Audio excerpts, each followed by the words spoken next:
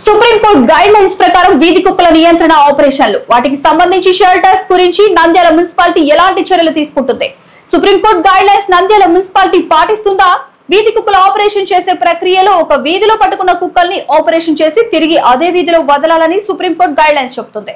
ఇదే విషయమై నంద్యాల మున్సిపాలిటీలో వర్క్ చేసే శానిటరీ ఇన్స్పెక్టర్ లక్ష్మీనారాయణతో వివిడి ప్రతినిధి మాట్లాడినప్పుడు సుప్రీంకోర్టు గైడ్ లైన్స్ ప్రకారం వీధి కుక్కల్ని చంపకుండా ఆపరేషన్ చేసి పట్టుకొచ్చి వీధిలోనే వదులుతున్నారా అన్న సందేహం రాకమానదు. నంద్యాల మున్సిపాలిటీ ఈ విషయంలో నిర్లక్ష్యం వహిస్తోంది. ఇదేనా సుప్రీంకోర్టు గైడ్ లైన్స్ పాటించడం అని జంతు ప్రేమికులు మండిపడుతున్నారు.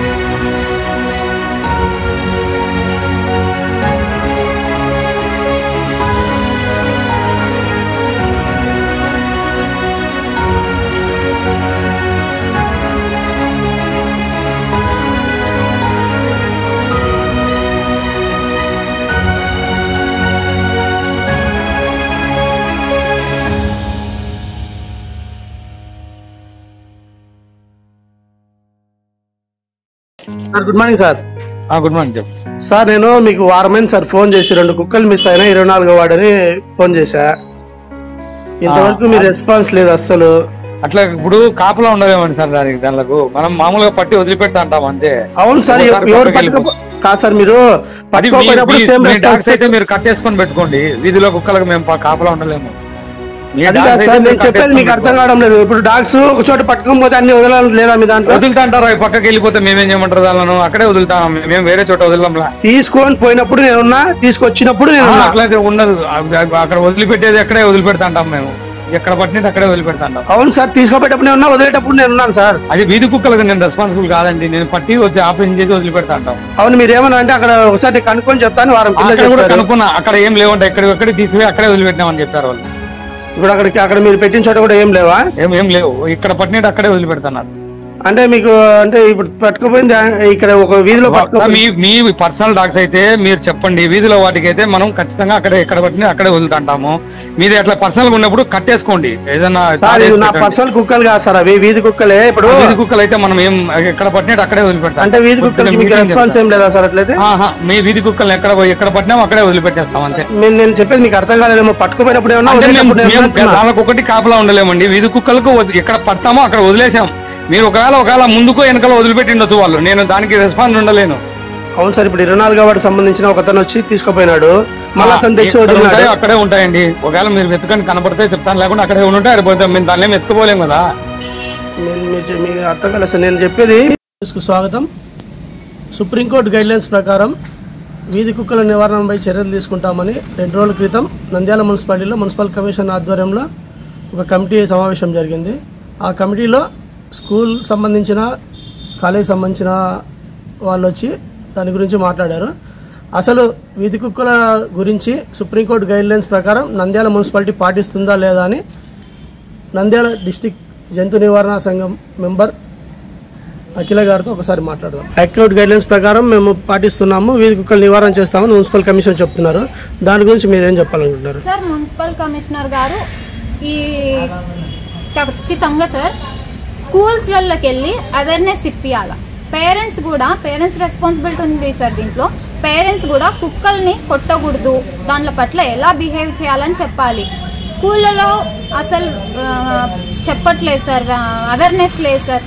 ప్లస్ ఇంకోటి ఏంటంటే వ్యాక్సినేషన్ డే జరిగితే మనం పబ్లిక్ వెళ్ళి వ్యాక్సినేషన్ చెయ్యాలి. రేబీస్ ఇప్పుడు ఓనర్స్ మనం డాగ్స్ వెళ్ళి డాగ్ కి వ్యాక్సిన్ వేపిస్తాం. స్ట్రీట్ లో ఉన్న డాగ్స్ మళ్ళా వ్యాక్సినేషన్ డే అని పెట్టినారు, కానీ స్ట్రీట్లలో కదా సార్ జరగాల్సింది.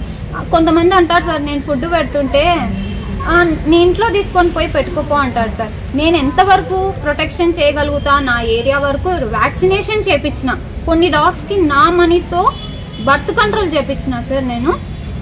ఇంకా ఫుడ్ పెడుతున్నాను 50 డాగ్స్ దాకా నేను ఈ సర్కిల్లో పెడతాను. మా ఇంట్లో 12 డాగ్స్ ఉన్నాయి అంటే పబ్లిక్ అంటారు సార్. మీ ఇంట్లో పెట్టుకో, నీ చేతనైతే నువ్వు పెట్టు, లేదంటే లేదు. ఎన్ని క్రూయాలిటీ జరుగుతున్నాయి సార్ పబ్లిక్ లో.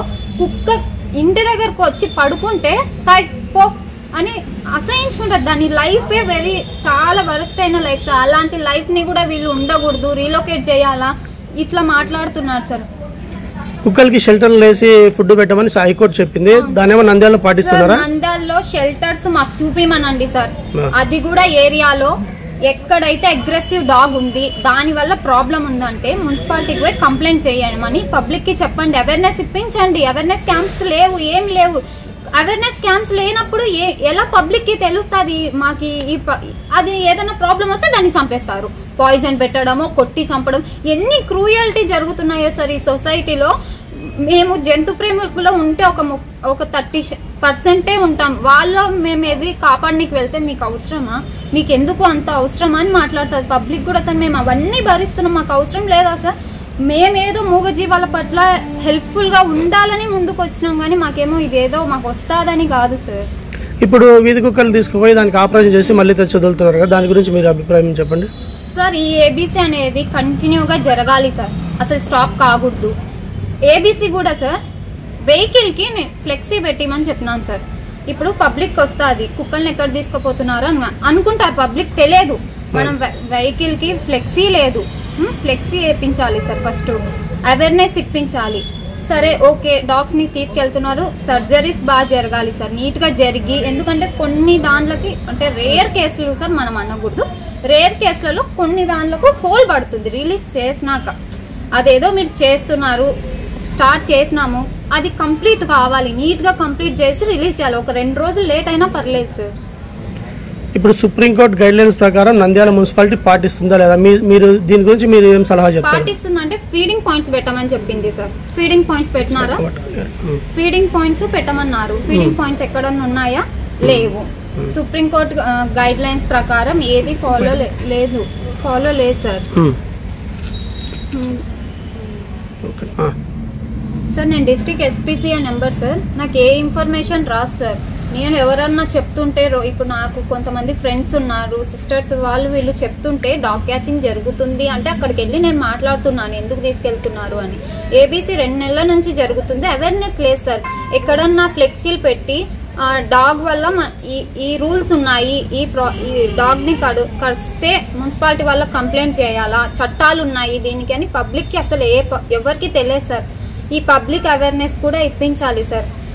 ఫీడింగ్ చేయొద్దని అసలు సుప్రీంకోర్టు చెప్పలేదు సార్, కానీ ఆయన మున్సిపల్ కమిషనర్ గారు చెప్పినారు ఫీడింగ్ చేయకూడదని. ఫీడింగ్ చేయకుంటే ఎట్లా సార్? అవి అన్నం తినకపోతే ఎట్లా సార్? చచ్చిపోతాయి కదా సార్. అవి ప్రకృతిలో అవి బ్రతకాలి కదా సార్, మనమే బ్రతకాలని లేదు కదా సార్. సార్ డాగ్ బైట్ జరుగుతుంది అని అందరు అంటున్నారు సార్, నేను కూడా యాక్సెప్ట్ చేస్తాను. ఆ బాబు ఇంపార్టెంట్, ఎవరైనా ఇంపార్టెంట్, ఈ పక్క నాకు ఎనిమల్స్ కూడా ఇంపార్టెంటే. డాగ్ బైట్ జరిగితే హాస్పిటల్కి వెళ్ళి వ్యాక్సినేషన్ చేయించుకుంటాం. కొంతమంది ఎనిమల్ లవర్స్ ఎక్కువ వెళ్తాం సార్ మేము డాగ్ బైట్ జరిగినప్పుడు, కానీ అక్కడ హాస్పిటల్లో ఏం రాస్తారు సార్? డాగ్ బైట్ అని మాత్రమే రాస్తారు, కానీ పెట్ డాగా ఇంకోటి అని రాయరు సార్. ఇప్పుడు రోజుకి ఎన్నో వస్తుంటాయి సార్. నేనే రోజుకి వారానికి ఒకసారి పోవచ్చేమో సార్, నేను మేడం కూడా వెళ్తుంటారు, అట్లా ఎంతో మంది పెట్ డాగ్సే వెళ్తుంటారు సార్. డాగ్ బైట్ అని రోజు ఇన్ని కేసులు వస్తున్నాయంటే దాంట్లో ఓనర్ డాగ్సే ఎక్కువ ఉన్నారు సార్, ఎనిమల్ లవర్సే ఎక్కువ ఉన్నారు. అన్ఎక్స్పెక్టెడ్ గా మాకు కొంచెం గోడ తగిలినా మేము వ్యాక్సినేషన్ కి పోతున్నాము. ఎంత మంది పిల్లలు సార్, నేను వెళ్ళినప్పుడు వచ్చినప్పుడు వాళ్ళ మదర్సే చెప్పినారు, మా బాబుకు కొంచెం చిన్న పిల్లోడమ్మ కుక్క పిల్లల్ని పట్టుకొని పోయినాడు, వాళ్ళ మదర్ కరిచిందని.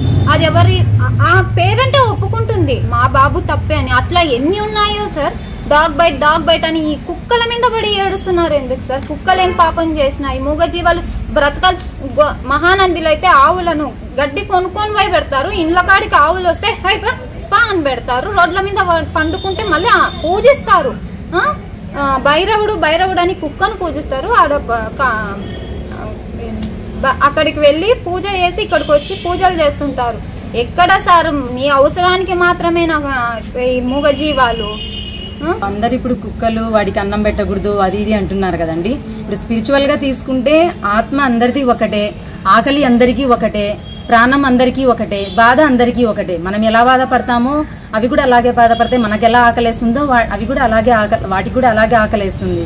సో ఇప్పుడు ఈ సమాజంలో అందరికీ బతికే హక్కు ఉంది.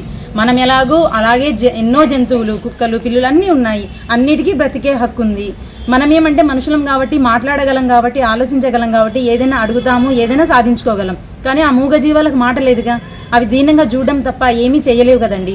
సో మన వంతు సహాయంగా ఒక మనిషి పుట్టిన తర్వాత ఈ జన్మకి ఏదైనా సార్థకత ఉంది అంటే ప్రేమించండి, వీలైతే ప్రేమించండి, అంతేగాని క్రూరత్వంతో దాన్ని కొట్టడం, చంపడం, హింసించడం మాత్రం చేయొద్దండి. వీలైతే పెట్టండి, లేదంటే ఊరుకోండి, అంతేగాని లేనిపోయిన వాటిని కొట్టడము.